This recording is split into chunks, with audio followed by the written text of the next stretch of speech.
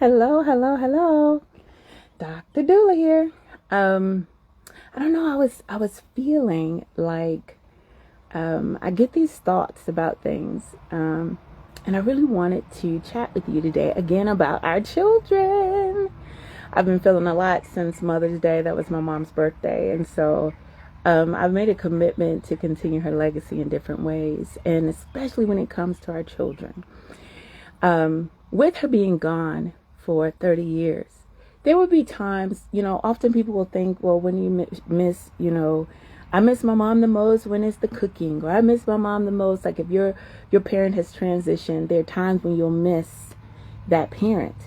For me, one of the things that pops out that always happens for me is when I'm feeling not loved.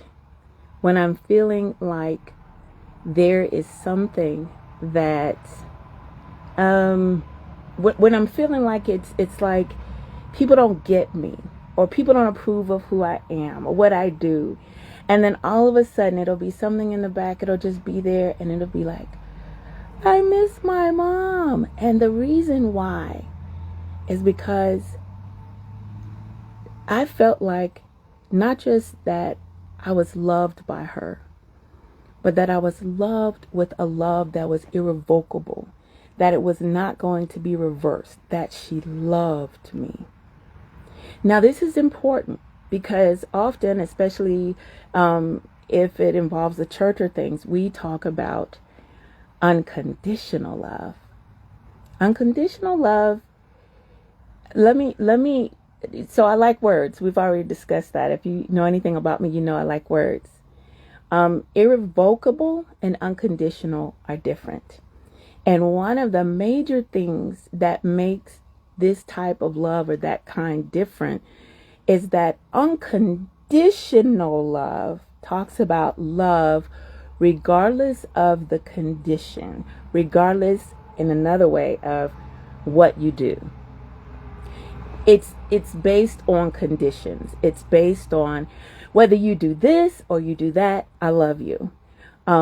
People see it in their relationships. It's like, if you love someone, if it's a agape love, if it's whatever, no matter what they do, you should still be there for them. No matter what they do, it's based in doing. But as a birth worker, I see love in a different way. And for those of you all who've had children before, in any generation or iteration, or grandchildren, I want to go here with you. Well, before I go there, the whole point about conditions is it's about our doing. Being loved unconditionally focuses on the doing.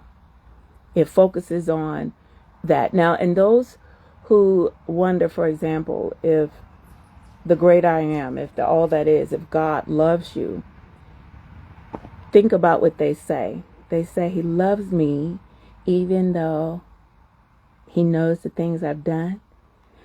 When shame comes with a parent, I remember, I can't tell y'all what I did, but I had this time where I was really, the only time where I really hid from my mom. I was ashamed of something I had done as a teenager. And I was thinking and feeling that the thing that I had done would be the thing, because I'm supposed to be the good girl, that would make her not love me. And I'll be honest, I even did not tell the truth. She asked me very clearly.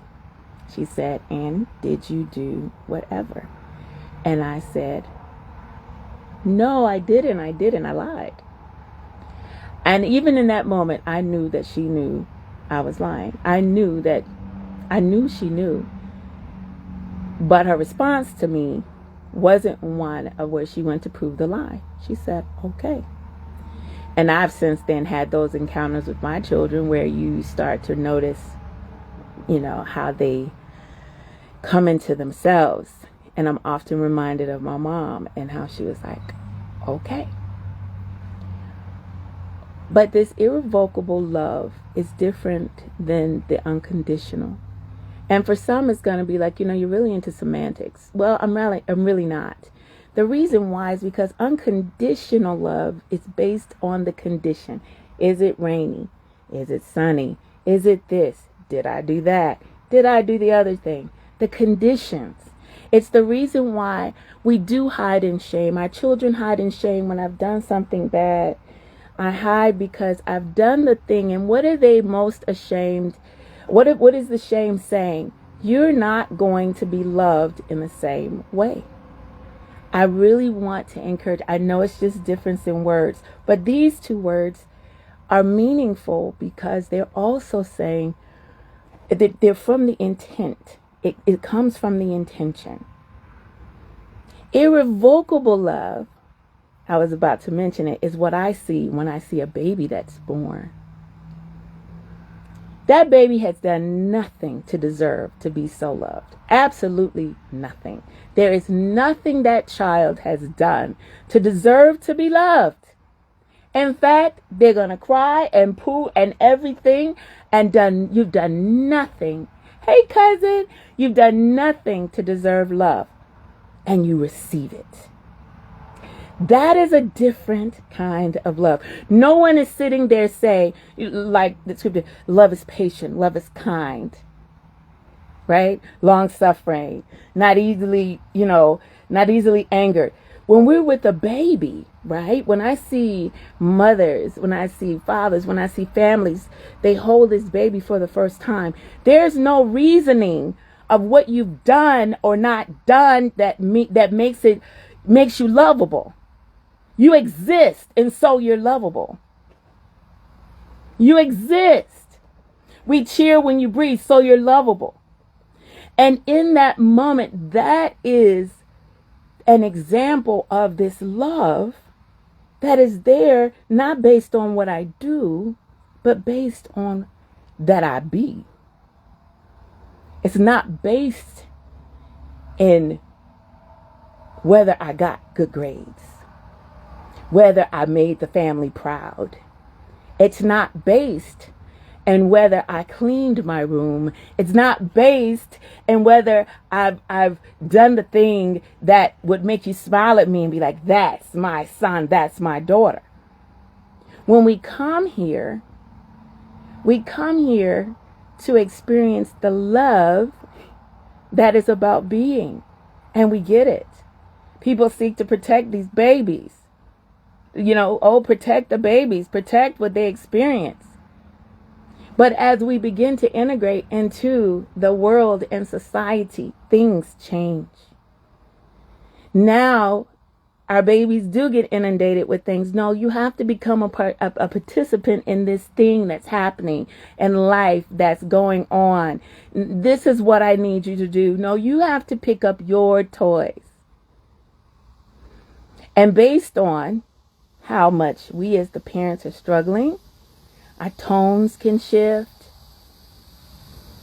And in a little mind, when they're accustomed to being loved in a certain way, and then they experience our tone shift, and life happens, I remember when I had to start asking my little ones, Mommy needs a timeout. I was homeschooling, I was hugged out. I mean, little boys loved, just the love. I needed a timeout. I was trying to figure out how can I explain to these little ones that I need a timeout, but it does not have anything to do with how I love them. When we make love about doing, when we make love about, I will reward you with this, and this is how I will show you that I love you. When we make love about the doing, hey, Nikki, when we make it about the doing is different than the being. Ultimately, we are all here wanting to know that we are loved just because we are. That's literally even us grown-ups, even us in our romantic partnerships. We want to feel loved because we exist. But so many things get in the way. So I always say, we can, try to fix, well, my mom made me feel like I had to do, my dad, hey, Janet, made me feel like I did this and that. Okay, we can only do so much about that. That's why I'm asking about the kids. I often tell people it's fine that, you know, when they're talking about what kind of support they wanted their birth and stuff like that. I said, I get it. You don't have a great relationship with your parent. Okay, that's fine. What are you building with your children? Will your daughter, when it's time, will she feel like, wow, I know who I'm going to go to. I know who that person is I can trust. And that's what I'm saying here. Conditional. Anything with conditional, unconditional, all of it. And I know, look, this is not to sound a certain way or anything. I just pay attention to words. And I know that in our minds, we have been for years processing out that I'm loved because of what I do. Think back when you were children. Think back to when you were children. I'm loved because I did a good job. Yay! I get cheers because of that. There's nothing wrong with it. But do they also know that I do not like what you did. I do not like, that was not your best. Why were you acting that way? Do they also understand that the consequences that come can be of love as well? Because our love for our children should be irrevocable. And I'm going to be honest, there's certain things about the way that people live in their spiritual experiences where they're willing to dismiss their children that really plagues and bothers me. It really does. There are things that I look and say, wow, how? Hey, Jay, how can we just lay down that? Do you know that when we come, when our children choose to come and be here, and they choose us as the parents? I'm not going to talk now. I know people say, well, I wouldn't choose my parent, whatever. I talked about it before, but that's not what I'm talking about right now. We chose. We had our meeting with God, whatever, okay? When we come here, when we come, the parent gets the opportunity in all of their imperfection to show us what God is. That's a big deal, which is why we should be mindful of when we have our children. Okay? We should just be mindful. We should just know it's not a light thing to do. Also know that the same way that we don't have to earn love when we get here, our children should not have to earn our love to keep it. And if with our children, we have somehow in our imperfection, which we all have, if we have communicated that I love you if you do, when you are, as long as, and not I love you, and there is nothing you can do to change it, then we've missed some of the mark. Now, unless somebody says, well, that's like giving them a free pass to just do whatever they want. No, let me give you an example of what that meant. I have 4 sons. And as the older ones got older, I always made it very clear to them. I said, I need you to make really good decisions. I need you to do the best that you can, and I'll pray for you along the way. Because you making a decision that works against what Dad and I are trying to build with the family is going to make everything tough. And I would specifically say it like, look, if you're riding with someone that's drunk, someone that's, carrying things they shouldn't be carrying in their car, and other things, okay? If you're intentionally putting yourself in those situations, you make it challenging for the entire family. That's what I would tell them. I said, you're making it, it would be a challenge for all of us. And so when you see people that have leveraged a home and said, I got a, home because this child got in trouble and did this and that and the other. I said, I need you to understand that we still have 3 brothers under you. I need you to understand that there are 2 other brothers under you. Hi, Thomas. There are those that are coming under you.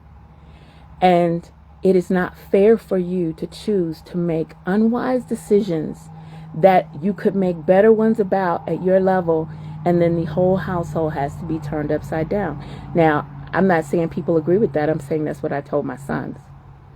I told them, I will always cape for you. I will always be there for you. If someone is doing you wrong, I got you.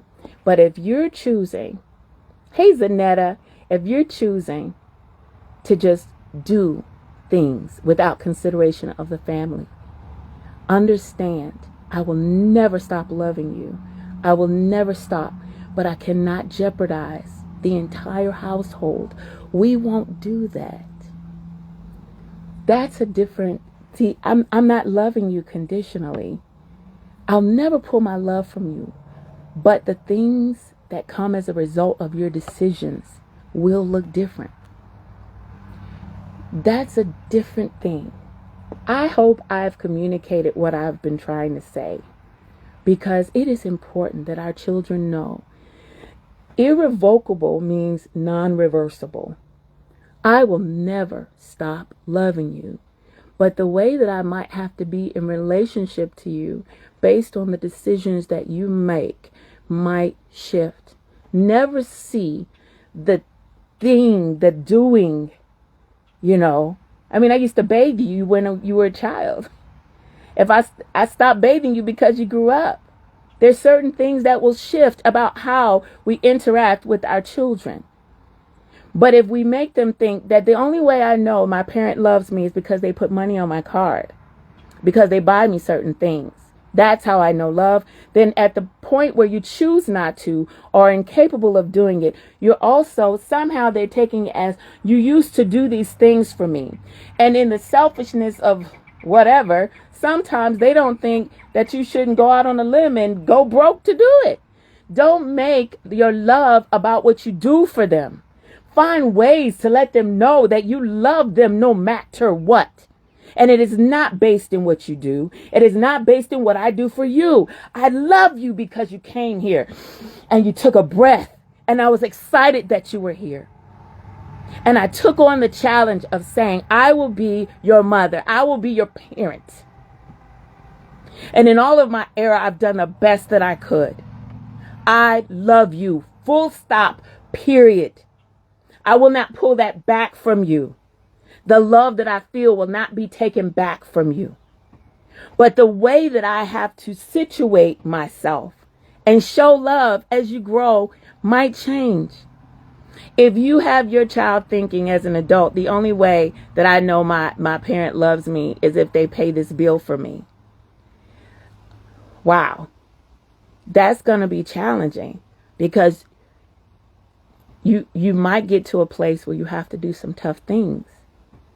You might feel like, wow, I don't know if I should do this anymore. I think they're capable. I need to pull back. And if that's the only way they've known your love, it's going to probably be more painful for you than them. Thank you for listening. That irrevocable love just sets my heart to fluttering. When I started thinking about the all that is, the Most High, the everything loving me with a love that could not be revoked, it did something for me. That I don't have to do anything to be loved or lovable. That is what we can offer our children. We can help them not have to experience all of that shame. And I know we're all doing the best that we can. Our parents did the best. Everybody's doing the best that they can. No judgment. But when we know better, we do better, right? An irrevocable love that is based on because I be, not because of what I do. That is so good to me. Thank you for being here, and thank you for listening. I love you with an irrevocable love. That means there ain't nothing you can do about it. Blessings. Have a great rest of your day.